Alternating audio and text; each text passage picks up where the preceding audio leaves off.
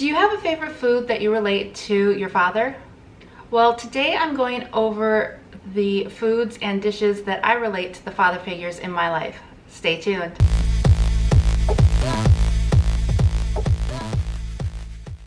Hi everyone, welcome back to my channel. If you're new here, my name is Shannon and I go over delicious food, vegan reviews, and holistic living over 40. Now, if those are topics that you're interested in, please remember to hit that subscribe button and don't forget to hit that little notification bell also.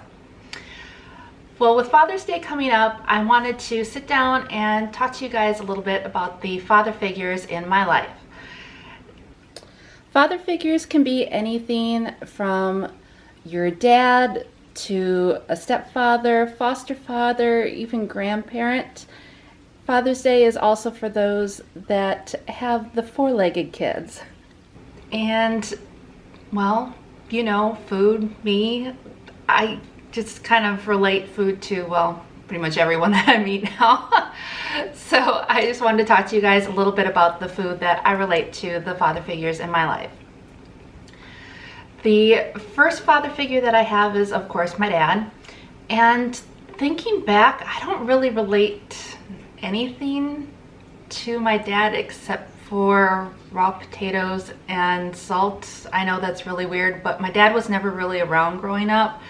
And the one memory that I really had strongly, that I really sat down and thought about, was I don't really remember Dad making these popcorn balls with me. It turns out it was actually my stepmom and I that were making it, and he just walked into the kitchen to grab, like I said, one of the potatoes and some salt, and I don't know how the man could eat raw potatoes. That's just, no.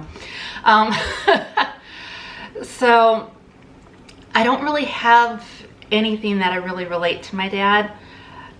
The next person that was really a strong father figure for me was my grandfather. And for a long time, I actually had to live with my grandparents while my mom was off at school working at the hospital. And I really got some great memories of my grandfather and I. We used to wake up on Saturdays and watch all of the cartoons. We'd do puzzles together. And while we were doing that, he was always a fruit man. We'd get these big bags of nuts in their shells, and we'd sit down and we'd crack all the nuts apart. And I really wanted to do something special for him, a recipe that I remember. I mean, this was the man of all people that walked me down the aisle when I got married for the first time. So I wanted to do something really quick that kind of meshed all of those memories together for me. So the first thing that I'm going to show you guys is just a real quick trail mix, kind of a fruit and nut one. It doesn't really have any proportions to it. I know recipes, you guys really love your calculations on there. It's more of just, you know, what you feel like you want. For me, I kind of just looked with what I had around. For Grandpa, I always remember bananas, but unfortunately with the stores right now, all I could find in my area were dried banana chips that were just covered in sugar, and Grandpa didn't really care for sugar. I try and stay away from sugar, so I did have to substitute this out with plantain chips. So the first thing that I have, I put together a little mix of seeds. Grandpa always likes sunflower seeds and pumpkin seeds, but to make it a little healthier, I did put in pepitas, the little green raw ones. For nuts, I mean, he liked everything. For me, I had some almonds, some peanuts, and some cashews in the pantry still. And then for the fruit aspect, I personally love currants, so I put in some dried currants in there. Again, like I said, he loved bananas, but I had to substitute that with plantain chips. And then Grandpa loved his prunes. Growing up, you never really appreciate prunes until you get a little older. I don't understand why. They're just dried plums. I love plums, so it would make sense. So what I'm gonna do is mix all of these together into one bowl.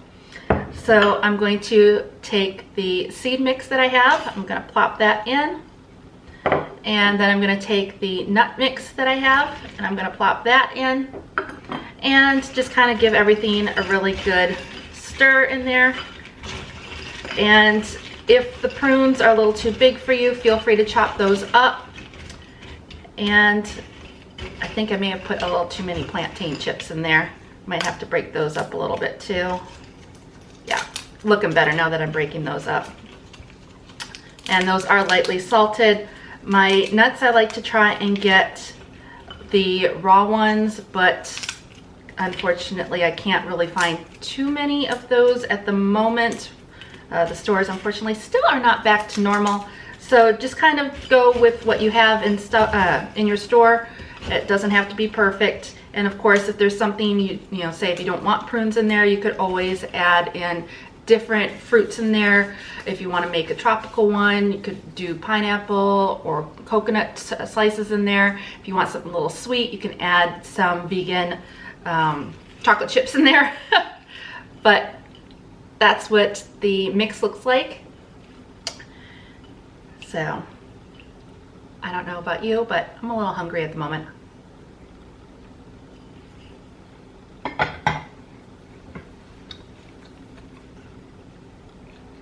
That one was a little chewy.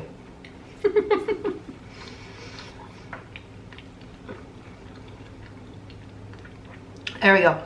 All right. If you're getting value out of this video so far, please remember to give it a thumbs up. And don't forget to share it with someone else that you think would enjoy this wonderful snack mix.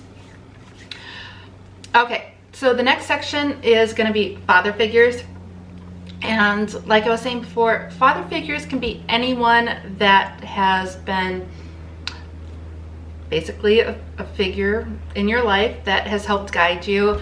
It can be anyone from a father-in-law to an elder to a teacher, just anyone that has really influenced your life. And for me, this person I really wanted to include. You'll notice I get a little bit emotional when I talk about my father-in-law. He was an amazing man, and I really got to know him. He got diagnosed with stage 4 bone cancer, and I was really one of the only people that was able to take care of him. So he moved in to the house, and I really got to know him really well, got a real strong bond with him, and he was such a sweet man. It's very sad to see that he had passed at such a young age, but I'm very happy that I was able to meet him. I'm gonna kill her. So he was an Italian man, and I think really the only thing that I learned real well was to make an authentic mac and cheese, or yeah, mac and cheese with the tomato sauce on there and everything. But I haven't really perfected a vegan version of that.